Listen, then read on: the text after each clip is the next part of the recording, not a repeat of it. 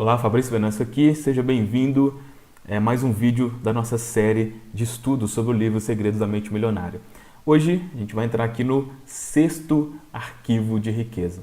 Indo direto ao ponto, o sexto arquivo diz o seguinte: as pessoas ricas admiram outros indivíduos ricos e bem-sucedidos. As pessoas de mentalidade pobre guardam ressentimento de quem é rico e bem-sucedido. Os dois primeiros parágrafos dizem assim, olha: as pessoas de mentalidade pobre costumam olhar para o sucesso alheio com ressentimento, ciúme e inveja. Ora, alfinetam com frases do tipo: que sorte eles têm! Ora, sussurram: esses ricos idiotas! Se você quer ser uma pessoa boa, mas considera os ricos naturalmente maus, nunca será um deles. É impossível. Como você pode ser algo que despreza? Então, logo nesse começo aqui, mostra realmente o poder do sentimento e da emoção que você tem, né? A gente já no começo aqui do livro, né, no primeiro vídeo, acho que já deu para ficar claro para você que você é governado pelas emoções que você tem com relação a algo. E com relação ao dinheiro, isso é a mais pura verdade. Então, mesmo que mentalmente, né, e racionalmente você queira falar, não, eu quero ganhar cada vez mais, mas se emocionalmente você tiver isso que comentou aqui, esse tipo de emoção negativa, é impossível que isso aconteça, tá? Continuando aqui, olha, é espantoso observar o ressentimento e até a raiva pura e simples que muitas pessoas de mentalidade pobre têm dos ricos. É como se acreditassem que eles são os responsáveis pela situação difícil em que elas se encontram. É isso mesmo, os ricos ficam com todo o dinheiro, por isso não sobra nenhum para mim. Esse é, obviamente, o perfeito discurso da vítima. E aqui ele conta uma história que ilustra bem o que ele quer dizer aqui, olha. Vou contar uma história, não para me queixar, mas para registrar uma experiência real que tive com esse princípio. Antigamente, nos meus tempos de dureza, eu tinha um carro velho. Mudar de faixa de tráfego nunca era um problema. Quase todos os motoristas me deixavam entrar. Depois que fiquei rico e comprei um belo Jaguar preto, novinho em folha, notei que as coisas mudaram. De um dia para o outro, comecei a ser cortado, às vezes ganhando gestos obscenos de brinde. Chegavam-me a tirar objetos e por uma única razão: eu possuía um Jaguar. Isso aqui, infelizmente, é muito comum, né? Esse tipo de sentimento com as pessoas que têm muito dinheiro é incrível como que existe isso mesmo, né? Como ele falou aqui, como se fossem os culpados pelo problema no mundo. Se muita gente tem pouco, é porque, né, a pessoa que tem muito e ela, enfim, de alguma forma ela é culpada. A questão aqui do vitimismo, que é o primeiro princípio que a gente conversou aqui, se aplica perfeitamente nesse caso, né? E aqui, passando aqui mais para frente, aqui acredito que deu para você perceber, né, se você chegou aqui até agora aqui na série, que aqui não estou fazendo simplesmente uma leitura aqui, né? Estou pegando aqui os pontos principais, pelo menos na minha visão, para passar aqui para você. Logo aqui na frente, ele passa, é uma parte aqui que eu achei demais. Porque o que acontece? Por mais que às vezes seja chato e às vezes, dependendo do seu paradigma, seja incômodo acreditar nisso, pensar nisso, mas muito dessa relação negativa que se tem com relação ao dinheiro vem dos ensinamentos religiosos, né? A maioria, e um ensinamento, na minha visão, distorcido da Bíblia, na minha visão. Aí ele cita aqui um trecho de um homem chamado Russell Colwell. Russell Colwell. Ele era ministro da Igreja Batista, isso em 1800 e alguma coisa, 1853, se não me engano, pelo que eu pesquisei aqui, era o ano de nascimento dele. E ele escreveu um livro chamado Uma Fortuna ao Seu Alcance. Aí, olha só um trecho desse livro que está descrito aqui, olha só, diz assim: esse ministro da igreja dizendo, olha, eu digo que vocês devem enriquecer, que é o seu dever enriquecer. Quantos irmãos piedosos me dizem, mas o Senhor, um ministro cristão, usa o seu tempo para percorrer o país de alto a baixo, aconselhando as pessoas a enriquecer, a ganhar dinheiro? Sim, é claro que sim. Então eles continuam, que coisa horrível, por que o Senhor não prega o evangelho em vez de doutrinar as pessoas a ganhar dinheiro? Porque ganhar dinheiro honestamente é pregar o evangelho. Essa é a razão. Os homens que enriquecem talvez sejam os mais honestos que podemos encontrar na comunidade.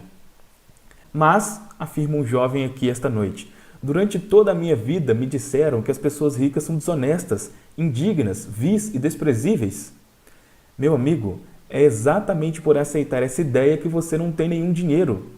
A base da sua fé é totalmente falsa.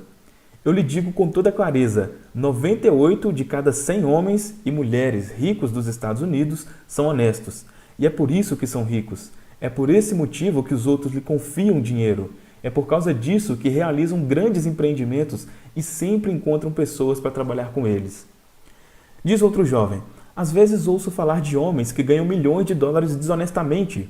Sim, é claro que houve, e eu também, mas eles são tão raros que os jornais falam a seu respeito o tempo todo, como notícia, até ficarmos com a impressão de que todos os ricos conseguem as suas fortunas de modo desonesto. Meu amigo, leve-me aos subúrbios da Filadélfia e me apresente aos moradores que possuem casas ao redor dessa grande cidade.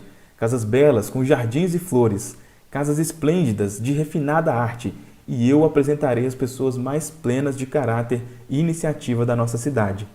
Aqueles que têm as suas próprias casas se tornam mais dignos, honestos e puros, mais fiéis, econômicos e cuidadosos por possuí-las. Nós pregamos contra a cobiça no púlpito e usamos a expressão lucro imundo de um modo tão radical que os cristãos ficam com a ideia de que é pecado um homem ser rico. Dinheiro é poder e é preciso ser razoavelmente ambicioso para ganhá-lo.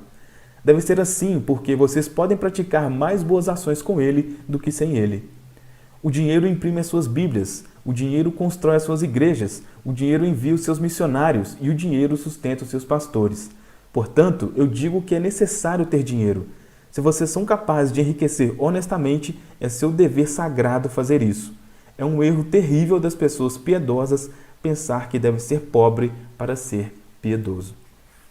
É um trecho forte, né? Bem forte.